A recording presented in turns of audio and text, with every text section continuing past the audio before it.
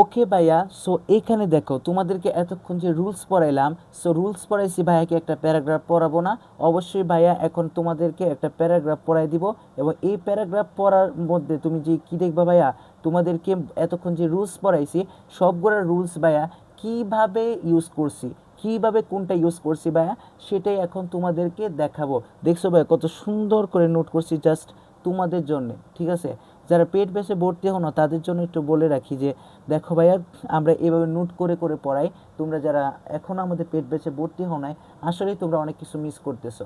তোমরা যে আসলে কী মিস করতেছো তোমরা বুঝতে পারতেছো না, ইংলিশ নিয়ে মাথা ঘামাইতেছো, তারপরে দেখা যাবে যে ইংলিশে ফেল করে ফেলবা, ঠিক আছে?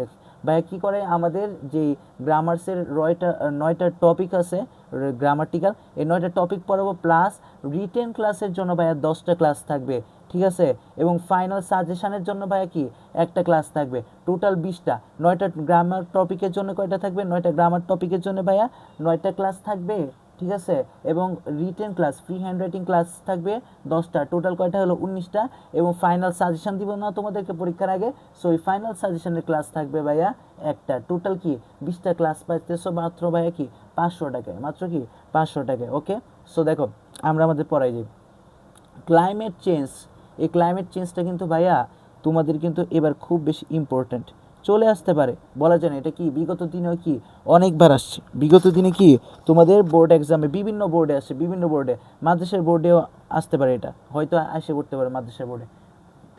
দেখো আমরা প্রথমে কি করব ভাইয়া, টপিক সেন্টেন্স দিব। টপিক সেন্টেন্সে ভাই কি দিছি দেখো, climate change means, climate change মানে হচ্ছে the earth is getting warmer, কি পৃথিবী কি গরম হচ্ছে। দেখো এখানে কি ইউজ করছি ভাইয়া, প্রেজেন্ট কন্টিনিউয়াস ইউজ করছি। কি ইউজ করছি, প্রেজেন্ট কন্টিনিউয়াস ইউজ করছি। কেন কন্টিনিউয়াস ইউজ করছি যদি ভাইকে প্রশ্ন করো, দেখো ক্লাইমেট চেঞ্জ হচ্ছে মানে কি এখনো প্রতিনিয়ত, প্রতিনিয়ত কি পৃথিবী তোমার উষ্ণতা হচ্ছে না, উষ্ণ হচ্ছে, গরম হচ্ছে না, প্রতিনিয়ত কিন্তু পৃথিবী উষ্ণ হচ্ছে, ঠিক আছে? অ্যান্ড ওয়েদার ইজ চেঞ্জিং, এবং ওয়েদার ইজ চেঞ্জিং, এবং কি আবহাওয়া কিন্তু দেখবা ভাইয়া কি পরিবর্তন হচ্ছে, প্রতিনিয়ত হচ্ছে। তুমি এখন বসে আছো, এখনও হচ্ছে, আগে থেকেও হইতেছে, এবং ভবিষ্যতেও কি হইতেও থাকবে যদি আমরা আমাদের যে কাজগুলো আছে দূষিত কাজ এগুলো যদি আমরা বন্ধ না করি।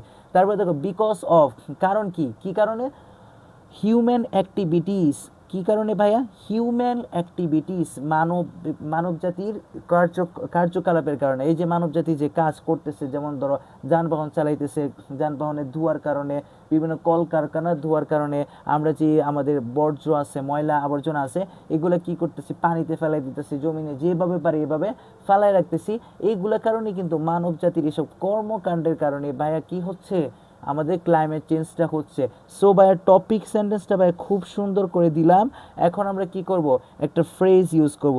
কি ফ্রেজটা ইউজ করব, having a great deal of characteristics, কি having a great deal of characteristics, climate change has become a burning question in the world. কি বলছি, climate change has become a burning question মানে কি একটি গরম প্রশ্ন বা উত্তপ্ত প্রশ্ন, বা খুব একটি কি প্রচলিত বর্তমান ট্রেন্ডে চলতেছে এমন একটা প্রশ্ন, ইন দ্য ওয়ার্ল্ড, পুরো পৃথিবীতে, শুধু বাংলাদেশে না ভাইয়া, এটা কি পুরো পৃথিবীতে। ওকে ভাইয়া, টপিক সেন্টেন্স ইউজ করলাম, তারপরে ফ্রেজ ইউজ করলাম, তারপরে there are some visible and invisible causes behind climate change. There are some visible মানে কি, মানে যেগুলো দেখা যায়, ঠিক আছে, মানে দৃশ্যমান, অ্যান্ড ইনভিজিবল এবং কি যেগুলো অদৃশ্যমান, কজেস, কজেস মানে কি অনেকগুলো কারণ, বিহাইন্ড ক্লাইমেট চেঞ্জ, ক্লাইমেট চেঞ্জের পিছনে কি অনেকগুলো দৃশ্যমান এবং অদৃশ্যমান মানে কি অদৃশ্য কারণ রয়েছে, ঠিক আছে? সো কারণগুলো কি কি আমরা সিরিয়াল অনুযায়ী কি বলবো, যেমন ধরো ফার্স্টলি প্রথমত ডেফোরেস্টেশন মানে কি, ডেফোরেস্টেশন হচ্ছে ভাইয়া প্রথম কারণ। Deforestation is the main reason for climate change. কি বলছে ভাইয়া, deforestation is the main reason for climate change, কি জলবায়ু পরিবর্তনের প্রথম কারণ, প্রধান কারণটা হচ্ছে ভাইয়া কি, ডেফোরেস্টেশন মানে কি নির্বিচারে গাছপালা কেটে ফেলা। সো আমাদেরকে কি করতে হবে, গাছপালা কাটা বন্ধ করতে হবে। সো এই যে নির্বিচারে যে ভাইয়া গাছপালা কাটতেছে, কাটার পরে কি ফলে কি হইতেছে, একটা প্রভাব পড়তেছে না? তো আমরা কি লিখবো, অ্যাজ এ রেজাল্ট, এই যে ভাইয়া এভাবে ফার্স্টলি দিলাম, দেওয়ার পরে এই যে গাছপালা কাটতেছে তার জন্য কি হইতেছে, অ্যাজ এ রেজাল্ট, এর ফলে কি হচ্ছে, গ্লোবাল টেম্পারেচার মানে কি আমাদের যে পৃথিবীর যে তাপমাত্রা, ইজ ইনক্রিজিং, কি হচ্ছে ভাইয়া, বাড়ছে, এখানেও কি কন্টিনিউস, ইজ ইনক্রিজিং বৃদ্ধি পাচ্ছে, ডে বাই ডে, কি ভাইয়া, day by day, day by day মানে কি দিনের পর দিন, ডে বাই ডে মানে কি ভাই এখানে লিখে দেই, ডে বাই ডে হচ্ছে ভাইয়া দিনের পর দিন, ডে বাই ডে হচ্ছে দিনের পর দিন। ওকে, তারপরে দেখো সেকেন্ডলি, এই যে আমাদের একটা সিকোয়েন্স শেষ, পরে লিখলাম কি সেকেন্ডলি, সেকেন্ডলি কি ভাইয়া, ওভার পপুলেশন মানে কি অধিক জনসংখ্যা, অ্যান্ড বার্নিং, বার্নিং মানে কি, বার্ন মানে কি পোড়ানো, burning fossil fuels, burning fossil fuels মানে কি বিভিন্ন কয়লা বা জ্বালানি, ঠিক আছে, বার্নিং ফসিল ফুয়েলস কি বলতেছে, ওভার পপুলেশন অধিক জনসংখ্যা, and burning fossil fuels, and burning fossil fuels, ঠিক আছে, মানে কি জ্বালানি, অধিক জ্বালানি, are the reason for the climate change, কি এগুলা হচ্ছে ভাইয়া ক্লাইমেট চেঞ্জের কারণ, মানে কি জলবায়ু পরিবর্তনের কারণ এগুলা, ঠিক আছে। তারপরে দেখো ভাইয়া consequently, consequently ice is melting মানে কি বরফ গলতেছে, কনসিকুয়েন্টলি মানে কি কোন মানে একটা না, একটা না, আইস ইজ মেল্টিং কি হচ্ছে বরফ গলতেছে, র্যাপিডলি, র্যাপিডলি মানে কি খুব দ্রুতভাবে, এটা কি ভাইয়া, এটা হচ্ছে একটা অ্যাডভার্ব, এটা কি একটা অ্যাডভার্ব, কি বলছে, আইস ইজ মেল্টিং র্যাপিডলি, বরফ গলতেছে খুব দ্রুত, দ্যাটস ওয়াই এই কারণে, এইভাবে সি লেভেল ইজ, এই কারণে দ্যাটস ওয়াই এই কারণে sea level is rising, sea level কি হচ্ছে মানে কি সাগরের যেই মাত্রাটা আছে, সাগর ধরো অনেক নিচে আছে, কিন্তু এই যে বরফ হিমালয়ে যে বরফ গলতেছে তাপমাত্রা বাড়ার কারণে, ক্লাইমেট চেঞ্জের কারণে যে বরফ বাড়তেছে, এই বরফ বাড়ার কারণে সাগরের কি পানি বাড়তেছে না ভাইয়া, এই পানি বাড়ার কারণে কি হতেছে, সাগর নিচে ছিল এখন সাগরের পানি দিন দিন বাড়তেছে, এবং কি সাগরের লেভেল, সাগরের মাত্রা কি উপরে উঠতেছে, মানে কি রাইজিং, উপরে উঠতেছে, রাইজিং মানে কি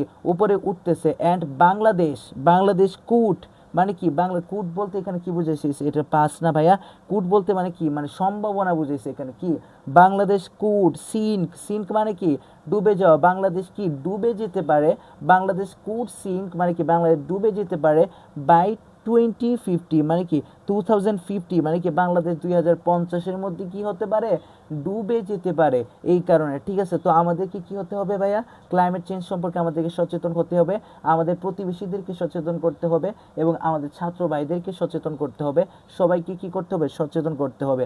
ওকে, সো পরে দেখো ভাইয়া থার্ডলি আমাদের একটা শেষ, ফার্স্টলি সিকোয়েন্স শেষ করলাম, সেকেন্ডলি শেষ করলাম, এখন দেখো ভাইয়া থার্ডলি, থার্ডলিতে কি বলছে ভাইয়া, দেখো ইন্ডাস্ট্রিয়ালাইজেশন মানে শিল্পায়নগুলা, ঠিক আছে, ইন্ডাস্ট্রিয়ালাইজেশন ওয়ান অফ দ্য, ঠিক আছে, is one of the reason for climate change.